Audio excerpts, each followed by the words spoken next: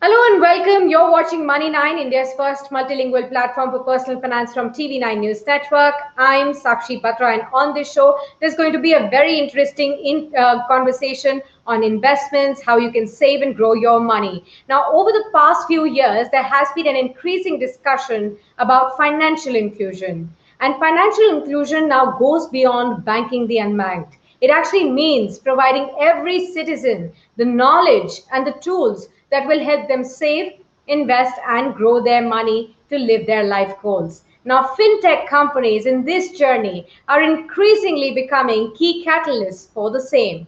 On Kaise Bachai, Kaise Padhai, we catch up with entrepreneurs in the fintech space that are doing just that, helping you save and grow your money. Joining in today with me is Atanu Agarwal, co-founder of Upside AI, which is a PMS and a fintech startup that aims to revolutionize the investment space with the help of machine learning.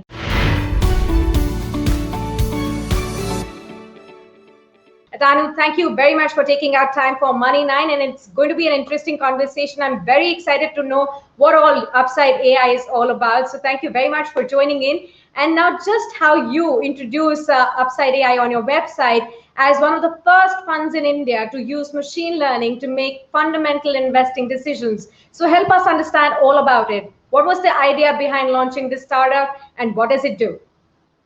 Sure. Thanks for having us in the first place. And let me sort of give you an overview of why we started this and what we do. In the core thesis for us starting this is we believe that humans over long periods of time are below average investors. And the reason for that is mainly because humans tend to let emotions come in the way of their investing decisions and tend to make suboptimal decisions or irrational decisions a lot, right? So, and there is a lot of work done on this by Nobel Prize winning economists where they have showed that herd mentality and loss aversions and things like that tend to come in the way of your portfolio returns, right? So that was the inspiration to start this. And of course, tech in investing is not new, right? In the US, the top 5 hedge funds are quant funds who use some sort of tech to invest, but most people use technology on the technical side of investing, arbitrage trading, high frequency trading, those kinds of things.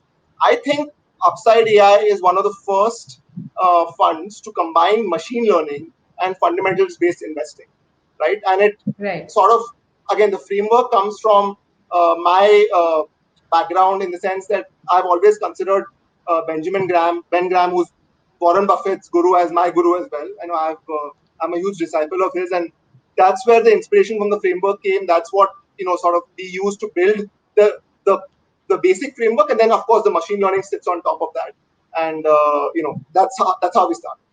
Right. Now, right after your launch, for the public in 2019, of course, you started back in 2017. Right after you launched this, we actually were overall worldwide hit by this one in a century kind of a pandemic. So the last 1.5 years, which you must have actually thought would have been an extremely different period, it actually was hit by this external factor. Help us understand how your journey has been amid this kind of a crisis. Share with us some of your milestones. On the other hand, some of the challenges that you faced during this time. If you look at the history of financial crisis, the pandemic is very different in the sense that most times, most financial crises, if you look at the 2008 crisis, that was caused by over optimism in the markets, weak underwriting, loose monetary conditions. But Right. in the case of 2020, it was unique in the sense that it was almost like a meteor striking the earth, right? Because this pandemic was an external factor that kind of shut businesses down. Governments had to shut businesses down, and because of that, had to start providing this excess liquidity which the Federal Reserve did, right? And which is what has propped up the markets, and sort of the markets have had a great bull run since June 2020. And the good thing for us has been that we've ever since we have launched, we've delivered a consistent alpha over the index. We've done annualized 35% returns, and versus the Nifty 500, which is a benchmark, which has done about 17% return. So we've delivered really good alpha. We've consistently ranked amongst the top 10% of PMSs in the country. Mm-hmm. In the 200 plus PMSs by performance, and performance is one side, right? The other side of that equation is risk. So we are also very happy with our risk numbers, because if you look at our performance, it's at index level risk. So it's when the market crashes, we go down with the market, but we go down only as much as the market, and then when it comes back up, we are able to outperform. Right, so that's sort of been our performance, and because of that, we've grown our AUM quite a lot over the last 1 year. We were, when we started out, we were at about 5-6 crores of AUM. Today, we are at about 70 crores, and we've got a lot of family offices, high net worth individuals with thousands of crores of portfolios who have decided to trust us with their capital and increase their capital every quarter because they see us performing, and hopefully that will mean that we can get to a much larger size in the next couple of weeks. Absolutely, hope for that too. But let's understand a little bit deeper. Now, I've noticed one of your taglines on your website says that AI is the new Warren Buffett. You did say that you're a big fan of Ben Graham, and then his student Warren Buffett is idolized as the legendary investor worldwide. Help us understand, why do you say that? How does machine learning really help in better investment planning than the human-based investment? And how many investors in India are adopting this method now? Sure, that's a great question. So let's understand what does machine learning need to work. The first thing it needs is clean data. Without clean data, anyone claiming to use machine learning or artificial intelligence is not really using it, right? So the financial markets is one place where you have years of clean data, right? Companies have been reporting quarter-on-quarter earnings for a very long period of time, and we have the data very well sort of presented in a structured format, which we can all use as kind of like feed for our algorithm, right? So that's one thing that makes the financial markets or investing in general a great space to apply machine learning or artificial intelligence. And I think where we come in, or how we are different, I know I touched upon this initially, that I think we are one of the first few shops that use fundamental analysis and machine learning, right? Most people, when they use technology, they use arbitrage or high frequency trading, something of that sort. So we are very different in that scenario. Our algo does what it thinks is what the market values today. It's not tethered to being a growth investor or a value investor or a momentum investor. It dynamically learns and is able to pick what it thinks the market values today. Right. Now, when you compare globally, Indian investors with perhaps investors in the advanced economies, we notice that a very less percentage of Indians regularly trade in markets. Do you think these new ways of investments, including algo, quant, these machine learning techniques, will actually invite more people to the markets, will attract more people to invest in equities? Yeah, I think so, because if you look at India's penetration of savings, just household savings. Let's compare just India. How much percentage of household savings is invested in the financial markets? It's a very small percentage. It's 5% or something. Where it's order of magnitude higher for developed markets like the US. I think the US is 50% and up or something of that size. So we have not only will our household wealth grow at a much faster pace than developed economy, but also this penetration will also grow much more, right? So you're seeing that increasingly over the past 1 year, right? You've seen a lot, the number of demat accounts opened, the number of people willing to look at mutual funds and willing to move away from the traditional, assets like real estate and gold. It's increasingly, there's more investor education. There is more awareness about the different types of products in the market. So I definitely think that technology, and machine learning specifically, but technology broadly, is going to bring a lot more people into the net. Let me just take a cue from what you just said. Help us understand the kind of various investment products that you offer on your platform. Help us understand some of the trends that you've been noticing when it comes to investment. What are the kind of growth factors you're seeing in, say, these latest quant algo-based funds versus the regular mutual funds, ETFs, or the other platforms which are traditionally invested in? Right. So in terms of our products, today we have 2 live products in the market. One is a small and mid cap. It's a multi-cap fund, but it ends up being a small and mid cap fund because that's by number they are much larger in number than large cap. And our second product is a large and mid cap product, which is a lower risk, lower return product. So the small and mid cap is a higher risk, higher return product, and the large and mid cap is a lower risk, lower return product. So those are 2 products that are in the market today, and we are constantly building new products. So we have one product which is going to be a US market product, where today you have so many fund managers in India offering exposure to FANG stocks or NASDAQ 100 So we are actually creating a differential product. We are focusing on Okay. US cap stocks, right? And currently we are testing that product in the US markets. We hope to deploy it in the next 6 months.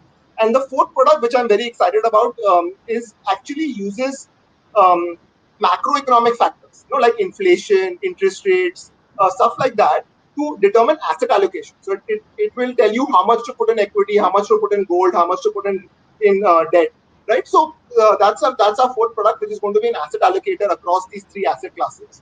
So these are the products that we hope to have. I mean, we have two products already, and we hope to have another two in the next 6 to 12 months. Absolutely. Very interesting points there. And I'm very excited to look what those products come out to be, because right now, what we all see is that the markets really react very sharply and we get into this whole volatile move. The moment we hear about, the reversal in interest rates, the moment we talk about the inflation, shooting up. So that's really going to help out all the investors. I'm sure to watch that. And, we'll have a conversation right when you launch that too on our platform again. But help me understand now, if you could identify for our viewers, help us understand a little bit more on what are some of the most influential international trends in the space of personal finance that you see influencing in even the Indian investors, going forward from here. So there are, I mean, of course, the big elephant in the room is crypto assets. They're not had a good couple of days, but that's a big sort of a large trend overseas where crypto is one level, but also DeFi and derivatives of crypto, which are becoming popular overseas. And I think it's my personal view. I may be wrong about it, but I do think they have a future, and I do think that you will see more and more penetration going forward. Of course, they're very volatile assets, and only people who are knowledgeable in the space or are willing to live with that volatility should invest in those products. But I do see that as a sustainable trend, which will I think over time only grow. But again, that's my personal view. Absolutely understood all those points as well. Help us now understand, about your company. If you could give us a sense of demographically, who is an average user of Upside AI currently in terms of age, gender, geographies, if you can, help us understand. And what is your vision for growth and expansion going forward from here? Sure. So today we are very focused on the top of the pyramid, and what I mean by that is we have a PMS license, right? So a portfolio management services license, which means that the minimum equity size or minimum investment size we can accept is 50 lakhs. So any Right. investor in our products has to invest at least 50 lakhs. So Hmm. we are focused on those types of customers. So our customers are family offices, high net worth individuals, CEOs of companies, people of that sort who have large portfolios. In fact, we tell people that if you have only a 1 crore portfolio, you should not be giving us 50 lakhs, because you should be well diversified even across fund managers. So we have people who have very large portfolios. Some of them have thousands of crores of worth of portfolios who are our clients today, and they are mainly focused in the metro. So today we Hmm. have clients from the 4 5 large metros. Although we do have a couple of clients from some tier B cities, but again, not to the extent from the metros. But we hope as penetration increases, we'll get more and more clients even from tier B, tier C towns. And in terms of our vision, we are very focused on this sort of part of the market, right? Where we want to focus on these investors, and we hope to get today we have around 70 to 80 investors and 70 crores of AUM. We hope to get to about 1,000 crores of AUM with about 1,000 investors in the next 18 to 24 months. That's what we're looking to do. Right, Atanu. Now, help our viewers understand, most of whom are like first time investors who may want to start their investment journey today. What do you think over the next 5 to 10 years will really make big money for these investors? Which are the asset classes that you believe will outperform? And how should one really kickstart that journey to financial freedom?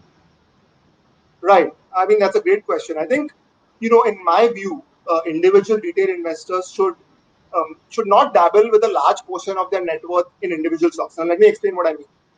Uh, when I go to a casino, right? In a casino, I know that when I'm entering the casino, I have a small amount of capital that I am willing to lose, right? And that's the cost of me having fun, because I'll have fun gambling and doing stuff like that in the casino. I think people who are not professional investors, who haven't done this before, should look at the stock market in a similar sense, in the sense that if they want to play with individual stocks, they should put aside some small amount of money which they're willing to lose, and they can then use that and whether it's an education experience or an entertainment for entertainment purposes, you should use only that portion of money to dabble in individual stocks or assets like crypto, etc. Right? In my view, is that most of their capital should either be going especially when you're young. I think most of your capital should be very equity focused, and I think you should either choose mutual funds, which are, there are some really good mutual funds out there who have consistently outperformed. You should be careful there because a vast majority of mutual funds have not been able to outperform the index. So you should be careful to do your analysis and work. And if you have someone helping you, ask them to explain to you which are the mutual funds that have outperformed their benchmark and pick those.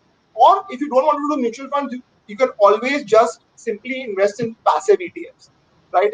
I'm a big believer that if you just stay in the market for long enough, for 10, 15, 20 years time, if you earn, the market itself will do well enough for you.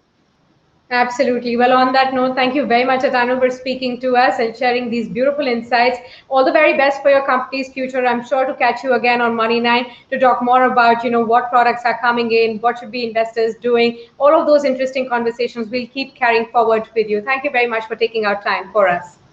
Thank you so much. Thank you for having me.